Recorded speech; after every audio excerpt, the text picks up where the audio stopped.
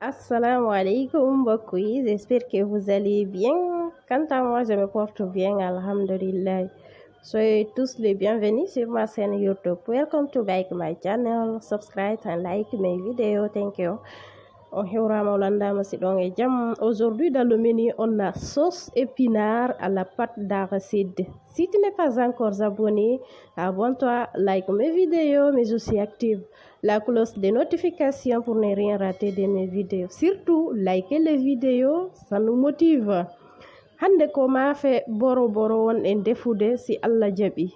Je ne sais pas comment vous les appelez, c'est vous, les feuilles d'épinard. Si c'est épinard qu'on appelle ça, je ne sais pas du tout. Mais je pense que en français, on dit les feuilles d'épinard. Nous, dans notre langue maternelle, on appelle ça boro en pulaar. Hande ko hako boro won en defude si Allah jabi. Pour ça, on aura besoin de feuilles d'épinard. Hande ko ma fait boro mi woni defande nani à la demande d'un abonné. Pour ça, j'ai coupé finement les feuilles. J'ai ici 250 g de viande, des aubergines africaines, 2 oignons moyens, 3 gombo, des ciboulettes, des sardines, et de la pâte d'arachide, les amis. Ouais, c'est la pâte d'arachide. Si tu veux aussi, tu peux le cuire de la même manière qu'on cuit les feuilles de patates douces. À toi de voir. Mais moi, aujourd'hui, c'est avec la pâte d'arachide que je vais cuisiner les feuilles d'épinard. Avec un peu de poulet facultatif, j'ai mis un tout petit peu d'huile. Je vais revenir le poulet. C'est facultatif le poulet. Si la fala war bay hako boro après uno yamo ko non mawbe hari wadirta mais min do andi rek génération joni ko amube min be kupanan dum ha wadi fin honno sembani moƴƴa ko dum mi wadi min mi warbani mo après mi une anno si da yidi a warbay mo una ok wada tiga on après watta don hako ko warbuda unuda ko mais hande min ko ni mi warre. Ok, je viens de revenir le poulet. Ici j'ai coupé l'un de mes oignons avec la viande. Je mets un peu d'eau pour mettre les sardines, le poisson. Mi wadi ndiyan seeda fi permetugol liƴƴandin yodi bendu seeda hebano mi subira. C'est pour me permettre d'enlever les arènes tout simplement. Ok, pour faciliter, pour retirer les arènes, pour mu yombal ma pour génne yax yi motax ma def ko. Ok,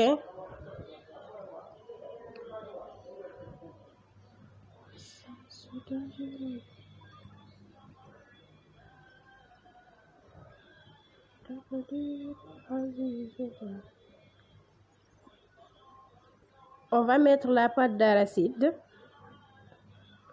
à peu près 200 g de la pâte d'arachide. On va mettre les feuilles d'épinard. Hako boro ko wonde wadde mi tajir mon comme no hako puté tajirte no kono mi tajiri mo kono si da yidi a warbay mo feere unamo ko don buri moƴƴude buri tan inade.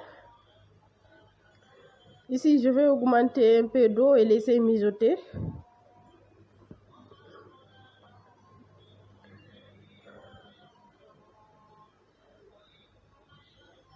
On augmente l'eau.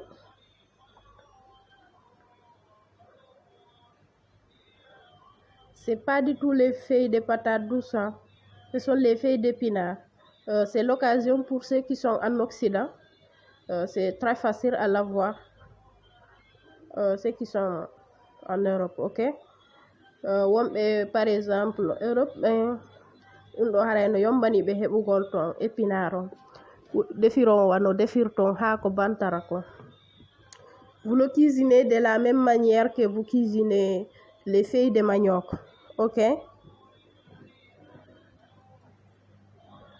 Sinon, vous coupez les feuilles d'épinards et vous faites comme on cuisine aussi.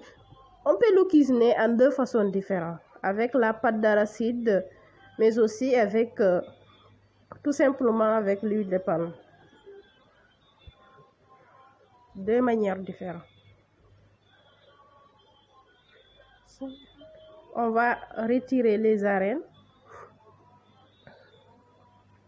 Suba liƴƴi ɗin min mi waɗi nebban ture ɗo ko andarata ko nebban hon ɗam ɓurata ma welde. Si tawi ko nebban tiga on waɗa ɗum.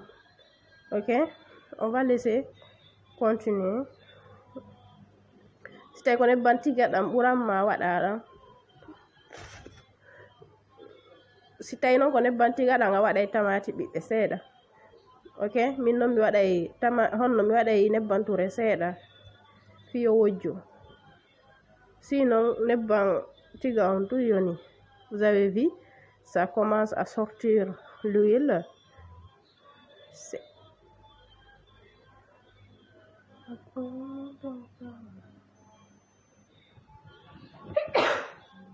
Excusez-moi. On laisse un tout petit peu, après on met de l'eau. Voilà, comme vous le voyez, l'huile. Si vous voulez, vous laissez avec l'huile végétale seulement. Mais moi, je vais mettre un peu de l'huile de palme. Si vous ne faites pas de l'huile de palme, mettez avec un peu de tomates fraîches. Ok, et vous pouvez ne pas avoir l'huile de palme en remplaçant avec un peu de tomates fraîches. Ok, mun ngeen ko togg ak diwlin kese, jarul def kii nu mu tudd sax diwtir bi. Mun nga ko togg ak l'huile végétale bi rek, diwlin bi rek, nga def tuuti tamati nga bàyyi ko mu baax, nga def sa saf-safal. J'ai mis de l'eau.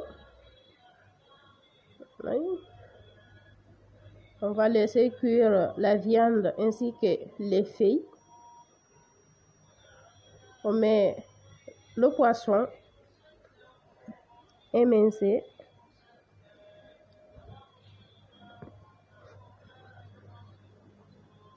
Ça continue. On sale. On va mettre notre nokos. Et waɗay nokos mais un peu de cubes facultatifs, oignons, piment et des ciboulettes, nyamaku et hako basalle et basalle ɓiɓɓe goto. On va piler ça avec kibon.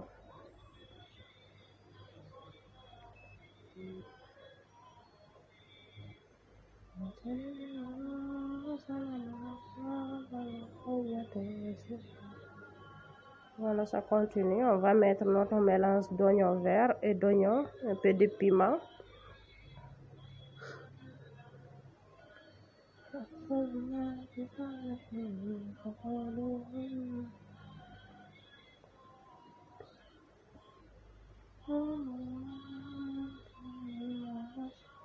Voilà, on met les aubergines.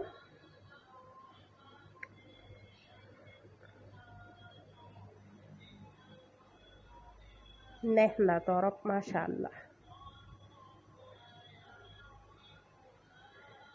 Voilà, ça continue. Vous avez vu, ça diminue.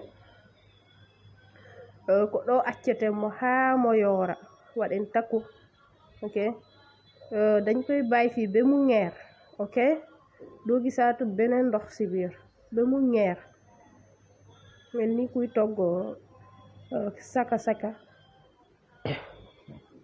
mun nga ko toggee mooy manière nu ñuy toggee saka mun nga ko toggee noonu sans nga def ki tiga dege bi. Ok, ñu def suñu ginaar. On va mettre le poulet, c'est facultatif. Si a jogaaki gerto ala problème, miɗo heddinno rek ko ɗum waɗi simi waɗi. Et le piment. Le poulet, c'est facultatif. Ça restait, c'est pour cela que je les ai mis pour qu'on ne jette pas.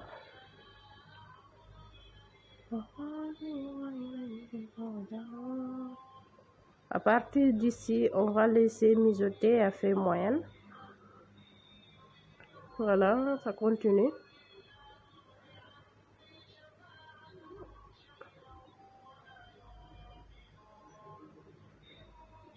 On va laisser jusqu'à ce qu'on voit plus de l'eau.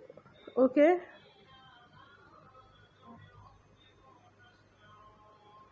On met le gombo et on laisse sans remuer. On laisse comme ça et on ferme. On diminue le feu. Voilà, vous avez vu, à feu doux. Maintenant, on va remuer le tout. Awaɗay tako accita ɗon hana men menani. Ok, fi tawta ƴo. Yoni à partir d'ici, accitay ɗo kadi ha ko ɗum andi sa waɗi tako haray no ɗuma no ɓorita de trop. Ɗo non acce kadi ha o taƴa. Ha yora ken. Comme si hara ko ha ko fute wonɗa defude. Ici, on va laisser mijoter. Ɗum ngeer lañ ñi def na ngeer warul ndoxe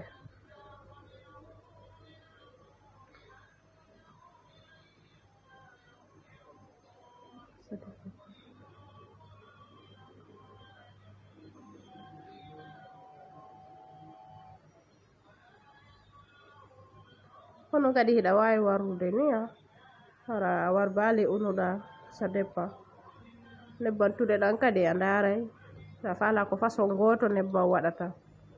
Ok, vous pouvez de ne pas mettre l'huile de palme. Ok, c'est possible avec tout simplement l'huile végétale.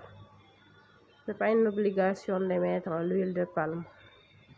La plupart on le cuisine avec l'huile végétale, ça. Voilà, ça continue. Jusqu'à présent, on laisse un peu.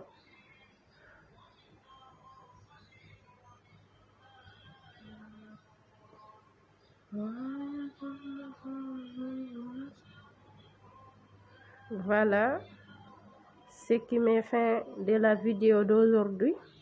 J'espère que ça va vous plaire et que ça va vous aider dans votre cuisine. Je vous dis merci et à la prochaine. Bye.